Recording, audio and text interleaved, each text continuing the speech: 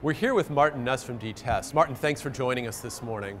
You know, mobile network operators are coping with coverage and capacity issues to meet the ever-increasing amount of mobile data and video traffic from both smartphones and tablets. What do you see as the key considerations for carriers migrating to 4G LTE and LTE-Advanced? Yeah, they need to deliver more capacity to these new 4G LTE networks. And the way they do that is actually by actually deploying new macro base stations, macro cells today, that actually Ethernet fed. And so instead of they can retire their expensive E1, T1 lines and actually replace them with Ethernet connectivity, and we've made that possible as an industry by defining Carrier Ethernet, and the Metro Ethernet Forum has been instrumental in doing that. And one of the key technologies over Ethernet to deliver is actually network timing. Base stations need very accurate frequency and time of day synchronization. And there's a protocol called 1588 Precision Time Protocol that allows us to deliver that accurate timing over an Ethernet network.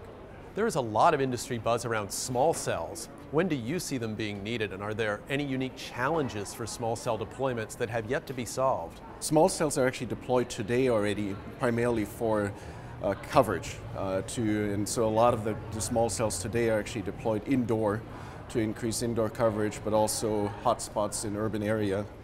And these small cells actually require even more tight timing than the macro cells for interference mitigation, and they're actually a different deployment model because they actually need to actually get deployed in an urban environment.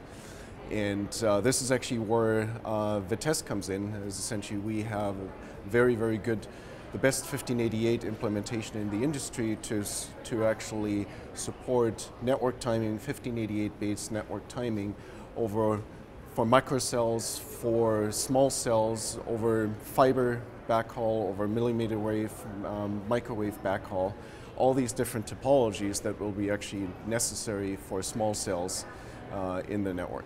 Martin, in relation to 1588 packet timing for macro cell fiber and microwave backhaul, is highly accurate packet timing equally important for small cells? It's actually even more important, and I think I briefly touched on interference mitigation. These small cells are actually deployed in urban corridors and very, very densely, probably 10 times the density of the macro network. And so out of a sudden, you actually have to deal with interference mitigation between the small cells and the big macro towers. And we actually, the 3GPP has defined we need about 500 nanoseconds end-to-end of timing accuracy.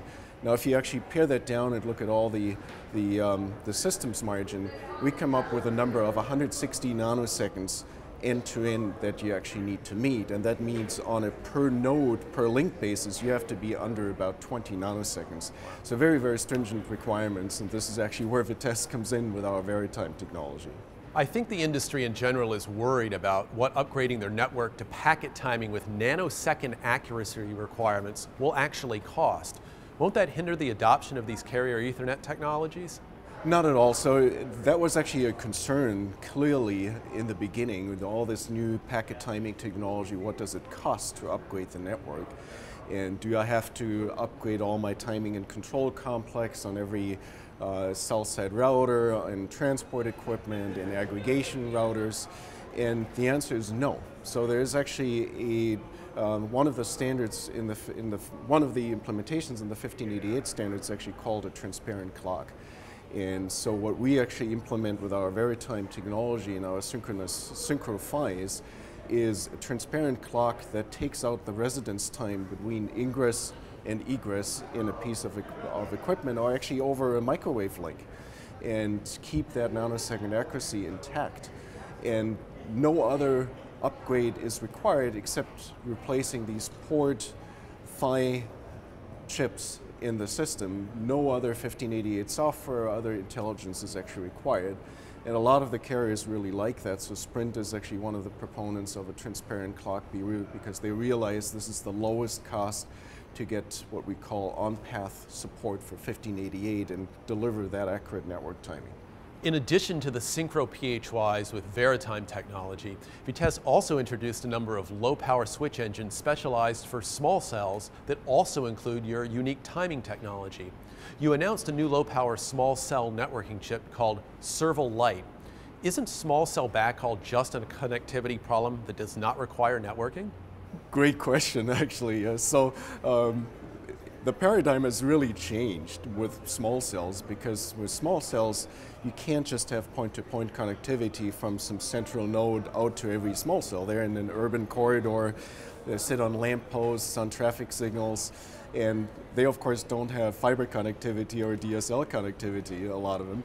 And so we believe that actually microwave, millimeter wave will be required to get connectivity to these small cells, but it won't be in a point-to-point way. It will be daisy-chained, it will be partial mesh connectivity, so out of a sudden you actually need a networking chip in these small cell backhaul equipment to actually deliver that sort of more complex topology and deliver the quality of experience and quality of service you need for these small cells. And so we actually introduced Serval Lite. It's a very low power 1.5 watt chip dedicated for the small cell backhaul market with all these features, and actually being able to support partial mesh and linear daisy chain technology with very sophisticated quality of service support, in addition to all the 1588 goodies that we talked about. Martin, thank you for speaking with us today. Thanks for having me and being able to talk about our great technologies.